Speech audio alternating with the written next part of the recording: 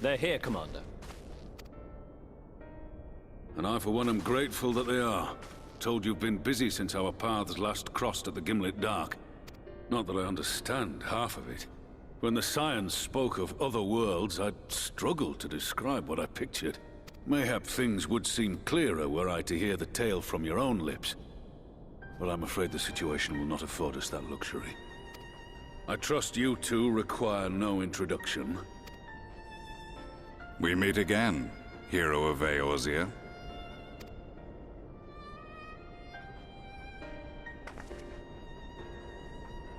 Must we repeat this ridiculous display? I pose no threat to you, though what I come to warn you of very well might. Had he meant to do us harm, I hazard he would have kept to the shadows, and brought more than 2 companions. We need not pretend to be the best of friends, but I hope we can put aside our differences for the present.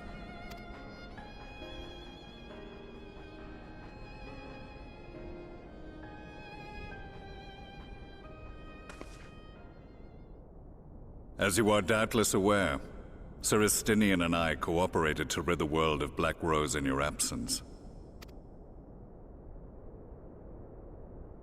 Our journey together took us as far as the Imperial Palace, where we witnessed Emperor Varus meet his death at Xenos' hand. Being the sole witnesses to this crime, and in no position to defend our innocence, we were then forced to flee, each pursuing his own avenue of escape. When we were later reunited, Estinian claimed to have encountered an unfamiliar kind of machina during his flight, but to me his description seemed anything but, and upon further investigation I found that I was right.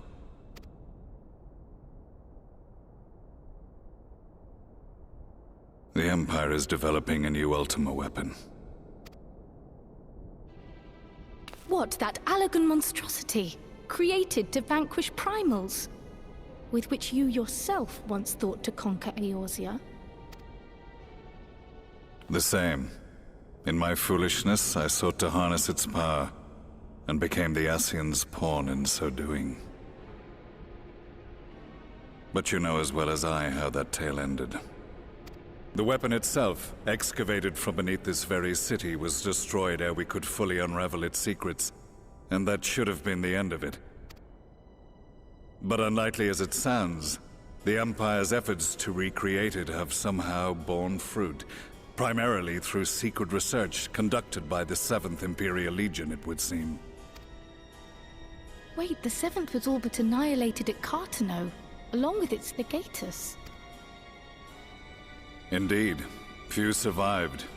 The 7th, as it is now, has little in common with the Legion led by Vandanis, and its leadership has changed hands several times since. Precisely how this project has continued despite such turmoil, and under whose auspices, remains a mystery. What we do know, however, is that a number of prototypes have been produced, and that one of them is on its way to Eorzea.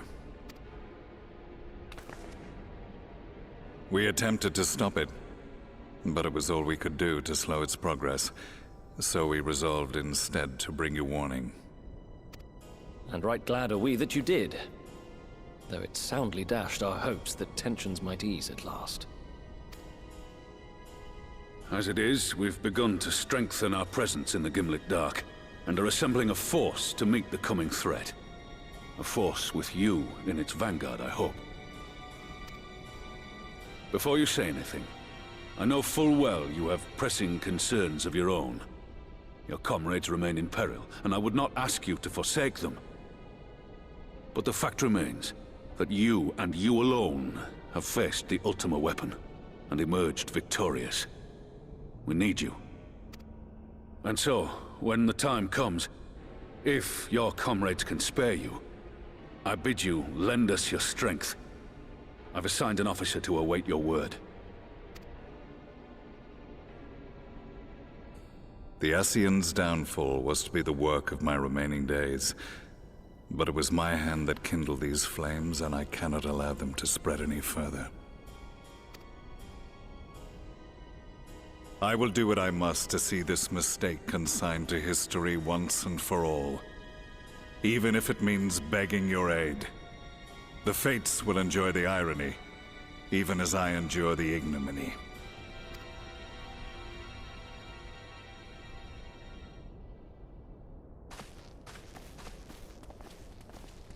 I too shall make for the border and offer my skills, meager though they seem in such company. Mayhap we shall meet there anon.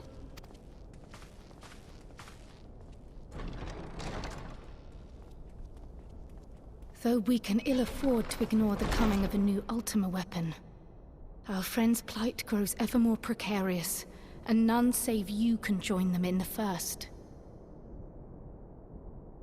I only hope you are not forced to make a choice.